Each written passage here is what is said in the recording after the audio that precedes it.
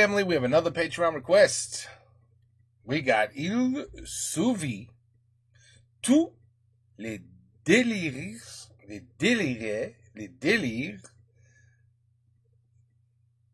delusions, les délires bizarres des ultra riches. C'est là, c'est important. Must be Elon Musk's. Maybe that's Elon Musk's front door. Is that what that is? Well, anyway, let's go. Let's check it out. Bon, this could be interesting. It would be even more interesting if I hit play. Salut, aujourd'hui on est au Palais Vivienne avec ma co-autrice Justine. On a réussi à avoir quelqu'un qu'il est très difficile d'interviewer. C'est un concierge pour ultra riche. On va lui poser des questions sur son métier. Il va nous raconter plusieurs anecdotes sur ce qui est vrai, ce qui est faux, ce qui est fantasmé. Bref, il nous rejoint dans quelques minutes. Bonjour Simon, donc je me présente, je suis Pierre de la société Monsieur Pierre & Co. C'est une conciergerie privée de luxe que j'ai montée il y a aujourd'hui 7 ans. Donc on offre des services prestigieux dans le monde pour une clientèle très prestigieuse également, très VIP, donc que ce soit des célébrités, des personnes fortunées, ou notamment certaines personnes qui sont aussi dans le top Forbes. Aujourd'hui Simon, je vais partager avec toi quelques histoires, quelques anecdotes. Mais pour des raisons de confidentialité et de professionnalisme, on restera assez soft. J'aimerais bien ne pas me faire enterrer 6 pieds sous terre. Ok, je pense que le mieux c'est que tu nous racontes direct un exemple d'une histoire qui t'est arrivée, histoire que ça nous mette dans le bain. J'aurai des questions pour toi ensuite, mais on va commencer avec ton anecdote la plus ancienne. C'était d'ailleurs avant que tu sois à ton compte, je crois. Alors ça, je m'en rappelle, j'étais stagiaire à ce moment-là. J'ai eu la chance de travailler dans un grand hôtel à Monaco. Je vais te donner une destination. Donc je travaille dans ce magnifique hôtel, je suis stagiaire. Puis alors on voit ces deux hommes arriver, plutôt profil russe, qui arrivent. Et puis je vois arriver au loin de l'hôtel, parce qu'on voit un peu plus loin l'entrée. 1, 2, 3, 4, 5. Et alors là, on peut continuer. Je pense qu'il y a au moins 25 femmes qui débarquent. Entre 20 et 35. Toutes plus belles les unes que les autres. Vraiment type top modèle, escorte. Ah là, tu l'as identifié de suite, c'est escorte. Au début, on se demandait. Au début, je me suis dit, est-ce que c'est pas plutôt une équipe de sport? Est-ce que c'est pas plutôt... des gens qui vont faire du mannequinat, qui vont faire un shooting photo, tourner un clip, quelque chose comme ça. Donc ils font leur check-in, puis au fur et à mesure que les choses arrivent dans l'hôtel, on a toujours de plus en plus d'informations. Donc en fait, on se rend compte qu'ils ont privatisé tout un étage. J'ai un voiturier bagagiste qui vient me voir et me dit le gars il a laissé son sac ouvert pour monter en chambre, il n'y a que des pilules bleues dedans. Ah, de Viagra, je pense. Un sac entier. Donc je sais pas ce qu'ils avaient prévu de faire pour toute la semaine, mais I have an idea. je pense que ça devait être assez sportif. Et en fait, on s'est rendu compte qu'il y a eu des plaintes de clients qui venaient des étages au-dessus et en dessous en disant on est en vacances, les cris d'hommes comme de femmes, ce serait sympa que ça s'arrête. En fait, on s'est rendu compte qu'ils tournaient du porno dans l'hôtel sans autorisation, donc ils se sont fait gentiment remercier. Parce que mine de rien, on n'accepte pas tout dans le luxe. Ils sont restés combien de temps Ils ont dû faire 3 jours. 3 jours avant que ça commence à avoir des échos. Mais they had the whole floor, so who cares, right? It's not like you had to sleep next to them, right? They had the whole floor, so you were above or under. You really shouldn't hear them. Ça, c'était avant que tu sois concierge, donc c'était dans l'hôtellerie, mais en fait, c'est quoi C'est la différence? incroyable. Alors pour moi, c'est deux métiers différents. Ce qui est marrant, c'est que dans les hôtels, pour la conciergerie, ça a toujours été pour moi une entité qui est assez séparée du reste de l'hôtel. Parce que nous, on est l'extension de l'hôtel qui offre des services dans la ville et à l'extérieur. Et interromps-moi si je dis une bêtise, mais quand tu sers les plus grandes fortunes de ce monde, ça a même un nom, je crois, c'est genre clé d'or, c'est ça? Alors, un concierge clé d'or, c'est un titre que l'on a dans notre métier, qui est un très beau titre, qui reconnaît l'excellence du service. Souvent, on voit, ils ont leurs clés de chaque côté, de part et d'autre en costume, un petit peu comme Monsieur Gustave aux Grand Budapest Hotel. Donc c'est souvent une clé pour l'hôtel, une clé pour la ville. Et c'est là où, encore une fois, on parle d'extension en termes de service et expérience. Mais du coup, toi, même si tu fais un travail qui est similaire aujourd'hui, t'as pas officiellement le titre parce que t'es pas rattaché à un hôtel en particulier, c'est parce que t'es indépendant, c'est ça? Tout à fait, tout à fait. Et puisqu'on est en plein dans les hôtels et que j'en fais pas mal par an, c'est triste à dire, mais c'est pas rare que je me retrouve à mieux dormir chez moi que dans ces établissements pourtant professionnels. Ah bah, j'ai été trop bien habitué par le partenaire de cette vidéo, Emma. Emma, vous les connaissez. C'est une marque experte du sommeil, surtout connue pour ses matelas, dont celui sur lequel je suis assis en ce moment même, l'hybride 2, meilleur matelas testé en France en 2023, mais aussi les oreillers, les nuages premium et les nuages élite. I like the way he snuck that in there. He just snuck it in. Hop, regardez-moi ça, l'oreiller est toujours frais. Ils font aussi des couettes qui conviennent pour les 4 saisons, une autre nuage, toutes lavables en machine à 60 degrés. Bref, ils font le meilleur de tout ce qu'il vous faut pour bien dormir. Ça fait quoi, 3-4 ans que j'utilise leurs produits et moi je me vois pas changer. Si vous voulez essayer pour vous en convaincre, ils proposent 100 nuits d'essai, c'est plus de 3 mois et la livraison et le retour sont gratuits. Et si vous êtes convaincu, le matelas est garanti 10 ans et payable en 3 ou 4 fois sans frais. Enfin, là on arrive en pleine période du Black Friday et du 1er novembre au 4 décembre, il y a jusqu'à moins 50% sur emma.fr. Et si tu y ajoutes mon code PUESH, valable pour les 3 prochaines semaines, tu peux obtenir moins 10% supplémentaire. How old is this video? Because this might not work for you. Sur tout le site. Bref, c'est maintenant qu'il faut y aller. Vous serez pas déçus, j'en suis à peu près certain. Et encore une fois, merci à Emma de sponsoriser cette vidéo. Ok. Je me réveille un jour, j'ai un client qui m'appelle. Je travaille actuellement dans un chalet où ce client réside avec moi-même, où j'offre un service de conciergerie et de majordome avec toute une équipe en place. On a des chauffeurs, on a des profs de ski, on a des chefs gastronomiques, on a tout. Ouais. Et on peut tout avoir. Un matin, le client se réveille de bon matin, au petit déjeuner, il nous dit oui, ce soir, on veut une soirée japonaise, mais on veut quelque chose de grandiose. Donc, on commence à jouer sur qu'est-ce qu'on va faire avec les équipes, comment on va mettre ça en place. Donc là, on a toute la journée pour préparer donc ce repas japonais. Donc, on va chercher les nappes blanches. Mon staff m'a détesté ce jour-là pour tous les origamis que j'aurais fait plier. Il faut créer un... C'est incroyable. Si tu as assez de ça, tu peux l'avoir tout. Tout. Except, des fois, love.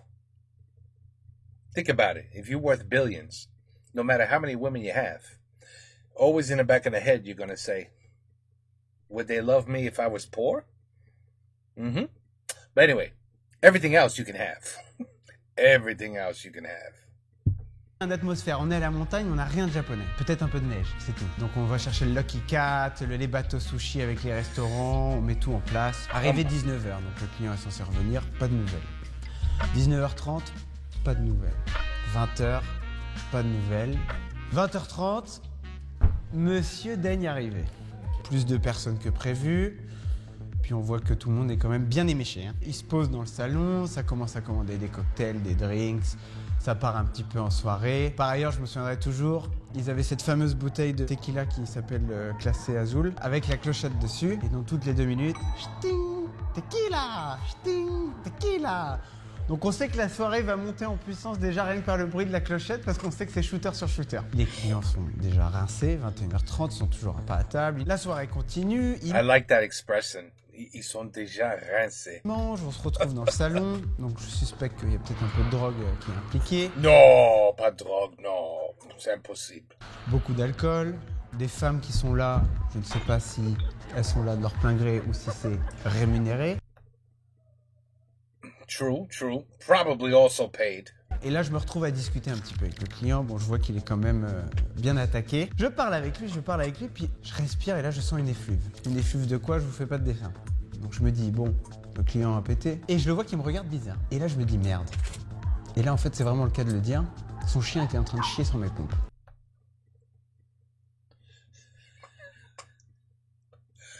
Ça, c'est une histoire. Merde.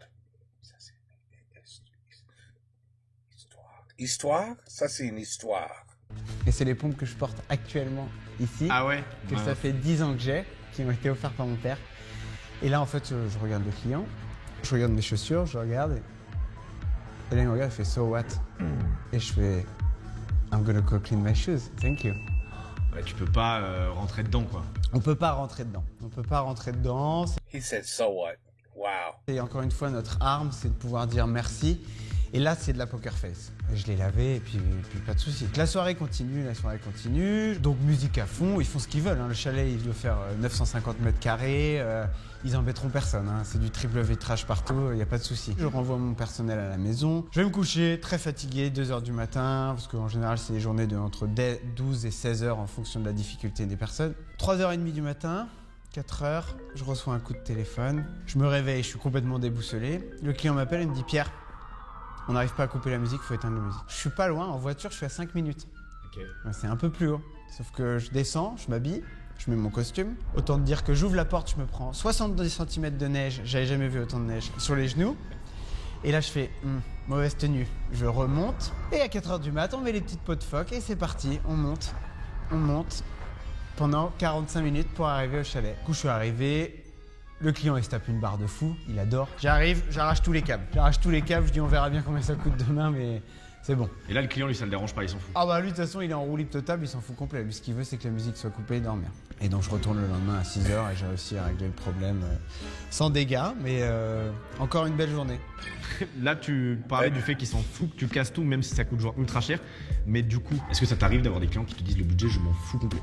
Oh oui, I'm sure. Oui, totalement, oui. Ouais. Mais bon, attention. Parce qu'on dit on s'en fout. Mais moi, si vous me laissez partir en roue libre, qu'on prend tout le Nec Plus Ultra, donc parce que je pars avec le chef, qu'on prend les meilleurs produits de n'importe où du monde, ça peut monter à des prix complètement mirobolants. Parce que là, on va acheter du Romanée Conti, on va acheter des Petrus 1880, un Émilie Zémé, etc. Et donc là, je peux vous assurer que j'ai déjà vu des factures de une semaine à 80 000 euros juste en food and beverage. Et là, les clients, ça passe.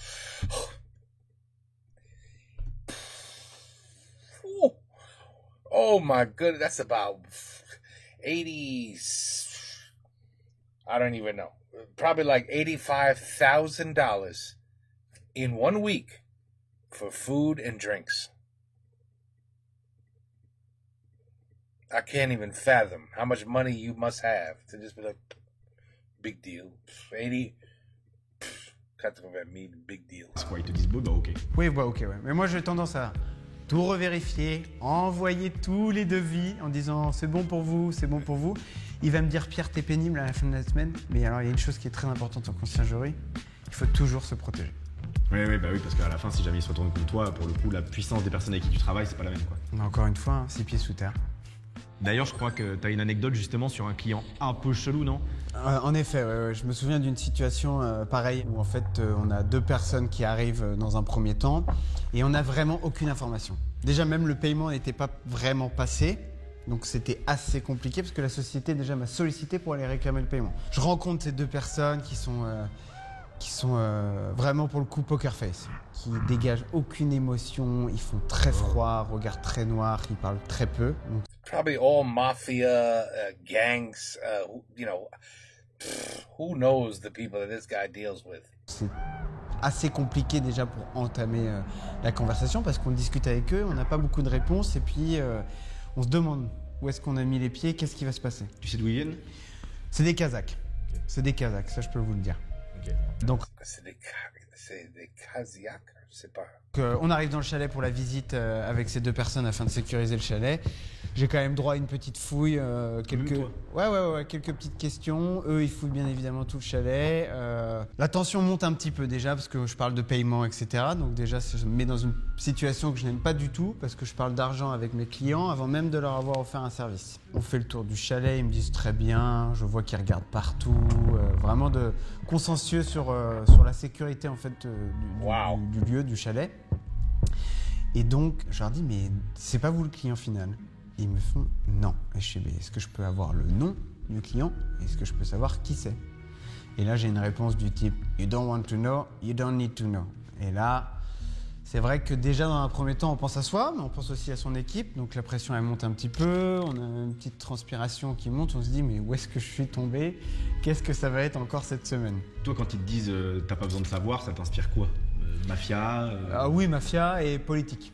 Pour ouais. moi, mafia et politique. Je sais qu'en l'occurrence, quand ils sont arrivés, j'ai jamais su le nom du client. J'ai travaillé peut-être 95 heures dans la semaine dans un climat vraiment particulier. Vraiment particulier. Là, il n'y avait que 2 Golgoth et après, le lendemain, ils sont arrivés, ils étaient 6 ou 7. Je pense qu'il y avait au moins 4 personnes de plus de la sécurité et 2-3 nanas et 1 ou 2 copains en plus peut-être. Et le client à ce moment-là? Et le client. Donc déjà, on suspecte que là, déjà, quand le client est là, il y a quelqu'un qui est armé. Moi, j'ai jamais trop su, mais bon, on n'est pas fou. Hein. On voit, comme nous portant un micro, on voit qu'il y a des formes. Bien. Toi, dans ton expérience, ça arrive combien de fois? Ou est-ce que ça t'est déjà arrivé? Est-ce que ça te vient en tête d'avoir des gars qui assument qu'ils sont armés et qu'ils seront armés et que c'est comme ça, va falloir faire avec?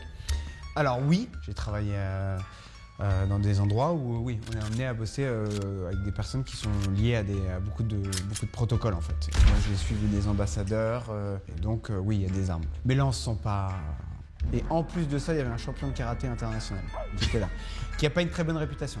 Ouais, ok. qui n'a pas fait que du karaté, je pense. Donc là, la semaine, elle se déroule, c'est sympa. Le matin, t'arrives au petit déjeuner, t'entends le client faire ses petites choses avec des femmes. Ils sont dans la démesure totale. On fait des quantités de nourriture monstrueuses. Il y a un gâchis qui est phénoménal. Bon, heureusement que moi, je suis plutôt parti de redonner au staff et autres, mais c'est pas toujours le cas dans certaines sociétés. Et la semaine a évolué comme ça sur 90 heures avec beaucoup de stress. Le client est parti d'ailleurs un jour avant. Ils étaient un peu plus détendus, mais ça reste quand même bizarre hein, comme relation, comme un échange avec ces gens. C'est très particulier. Et tu t'as fini par savoir, toi personnellement, qui était le gars? J'ai jamais su. Et j'ai jamais fait de recherche parce que j'ai pas envie de savoir.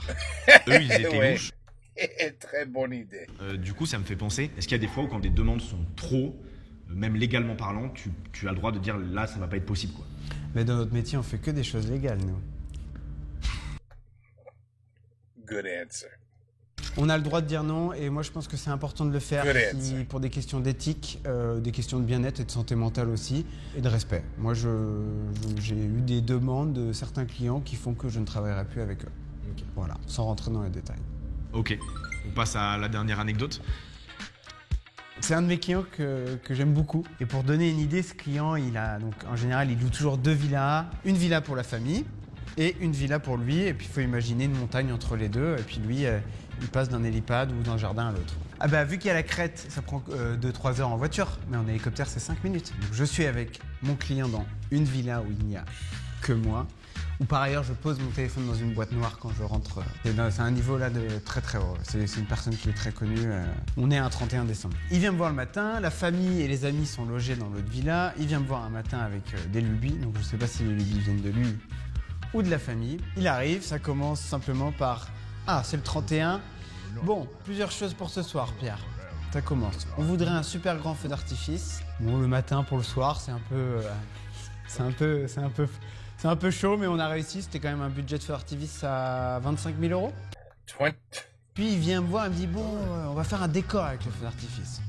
Là, on commence à se dire ok, ça y est, c'est parti. Qu'est-ce qui va se passer? Là, on sent que ça va plus s'arrêter. Donc il nous demande de faire écrire le nom de la ville où il est à la hollywoodienne, avec les grandes lettres en bois, etc. et faire le feu d'artifice autour de ça. Pas de panique. On appelle tous les charpentiers, tous les menuisiers de la ville. Et je lui dis écoute, est-ce que tu peux me faire 5 lettres et me faire ça dans la journée? Et il me dit non mais moi c'est le 31 et tout. Je lui dis je m'en fous, ça coûte combien? Donc on réussit en faisant un petit peu Yeah, because the poor people that want to enjoy their New Year's, non, allez, fais des lettres.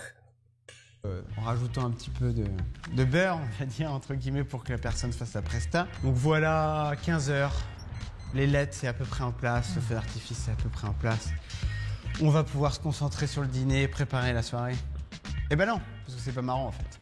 Il revient me voir et me fait « Je veux un piano à queue ». On regarde la villa, on regarde les accès, c'est sympa. Il n'y a pas la place pour le rentrer derrière. Non, puis même il y a un escalier à monter, même s'il y avait la place, on peut pas porter 500 kilos. Donc, You have to raise it with a crane. on voit que le piano ne peut pas rentrer. 17h, 17h30.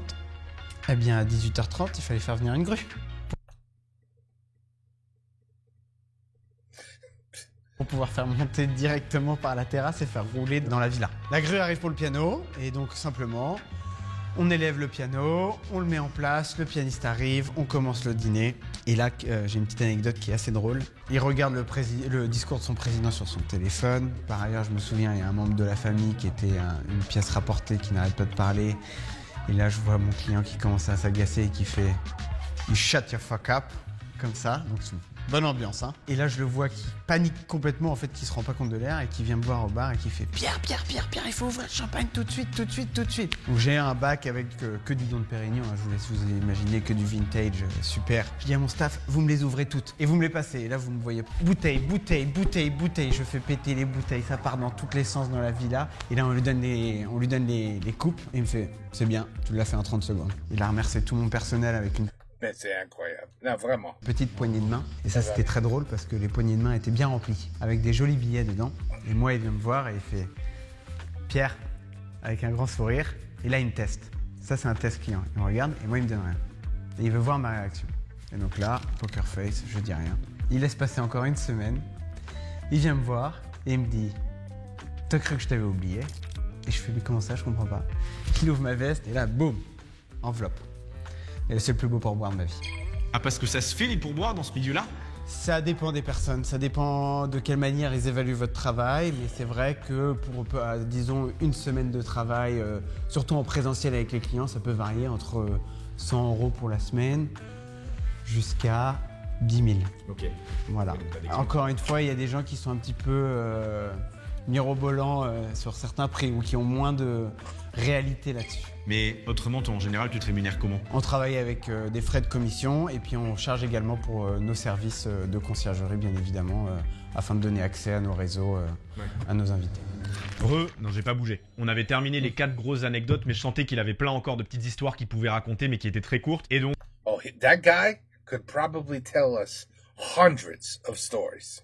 bah, c'est la dernière partie de cette vidéo. Plein de petits faits random qu'il a déjà vus, qui sont assez baisés.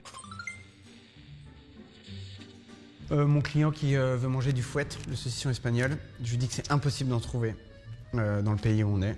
Et il dit pas de problème, tu prends le jet. Mais, I mean, non, vraiment.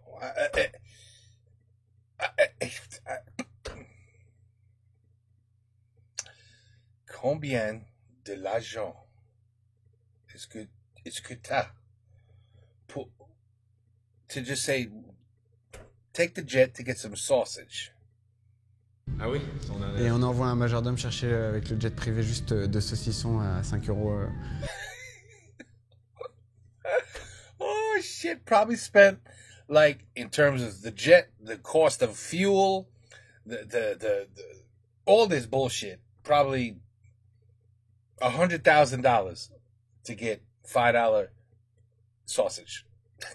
Ah, c'est le majordome qui est parti en jet privé chercher le saucisson. Ouais, C'est moi je pouvais incroyable. pas partir, mais oui. C'est ça. Mais- J'en ai une autre où le mec il est tout seul, là joue là. son frigo. Il a que des bouteilles de vin à 10 000 balles qui sont toutes ouvertes depuis des semaines dans le frigo, Ah, qui sont mortes toutes. mortes. T'as rien sur les voitures de luxe qui traînent? Tu veux savoir quand j'en ai craché une? Non, sérieux? J'étais voituré dans un hôtel, j'étais très fatigué, je travaillais beaucoup d'heures parce que vraiment c'était l'idée de se surpasser pour prendre un maximum d'expérience. Et un soir, je suis à l'hôtel et il y a le meilleur ami du propriétaire de l'hôtel qui arrive. Je récupère la voiture du client, donc du meilleur ami du propriétaire de l'hôtel, et je sais pas pourquoi, fatigué. C'est un parking sur 2 niveaux, tout en béton armé et avec une rampe pour passer à l'intérieur de l'hôtel. Je sais pas pourquoi, je la rentre en marche arrière et je prends la rampe. Et je me prends bon James Bond avec la voiture, bien évidemment. Donc je pars avec sur la rampe à fond. J'accélère. Et en fin de compte, non, j'ai fait hop. En arrière? Ouais, en marche arrière, ouais, dans la rampe. Quoi faire? Bah, je sais pas. La fatigue, l'expérience de conduire des voitures toute la journée, je sais pas. À la fin de la rampe, hein, j'étais arrivé en haut, j'ai presque fait. Hein. J'ai presque. J'ai arraché toute l'aile de la voiture. C'était une Porsche Special Make, préparation Tech Art et Cobra. C'était ma première expérience dans un hôtel. Ah, voilà. On en a beaucoup rigolé, hein. Même lui au final. Ouais, mais c'est comme quoi, tu vois, à ces niveaux-là, bon, enfin, tu vois, moi, demain, j'ai une voiture comme ça, je me la fais atomiser, je pleure des larmes de sang. Eux, c'est un rapport à l'argent qui est ultra différent, quoi. Ils ont des assurances et je pense que c'était aussi... il y a ce rapport à l'argent, certes, mais encore une fois, je pense que c'était des gens qui sont relativement sympas. Et que même une blague qui coûte 10 000 € parfois, ça les fait marrer. Et c'est là où on voit qu'il y a aussi des démesures. Moi, je me souviens d'une anecdote qui m'avait marqué, je me demande si t'as déjà vu ça, dans je sais plus quel pays, où ça bouffait sushi sur des femmes qui servaient de table. Mais ça, c'est tout à fait commun maintenant. Ah ouais? C'est tout à fait commun. That's totally common to take a woman and say, get your ass on all fours and be a table. You're gonna be a table for tonight. C'est très commun. Ça a été organisé il n'y a pas très longtemps, donc ça se fait beaucoup dans les soirées très contemporaines du milieu de l'art. Et donc en fait, il y avait Ah, ben ça c'est différent. Ça c'est pas. le plateau de sushi. I thought she was the table. Tu vois, elle est Où c'est sur femme nue une avec table. des sushis partout. Donc ça existe, quoi. Mais ça existe. Et il y a des gens qui sont prêts à le faire surtout, c'est ça. Ah oui, ça, that I believe. I believe that. Et c'est très concept.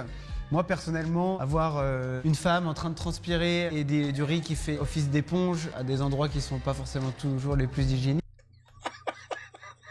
magnifique.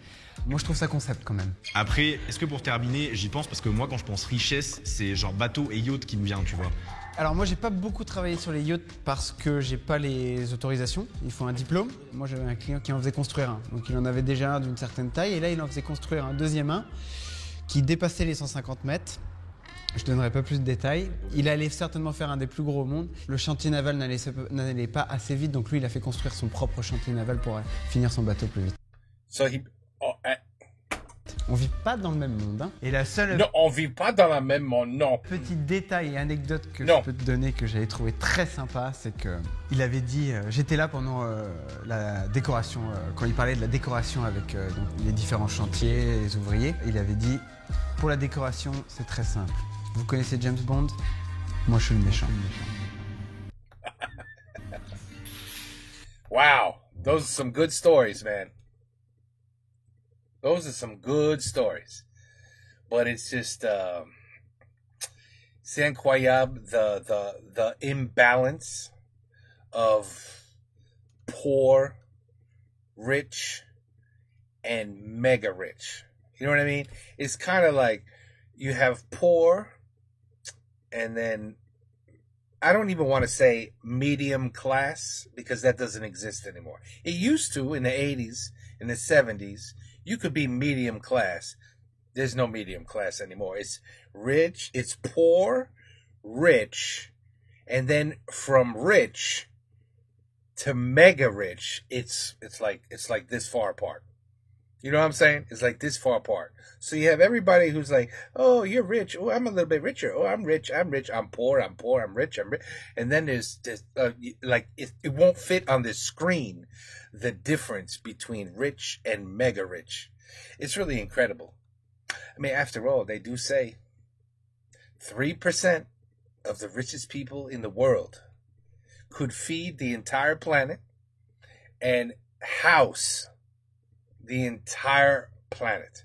There would be nobody homeless and nobody starving. Nobody.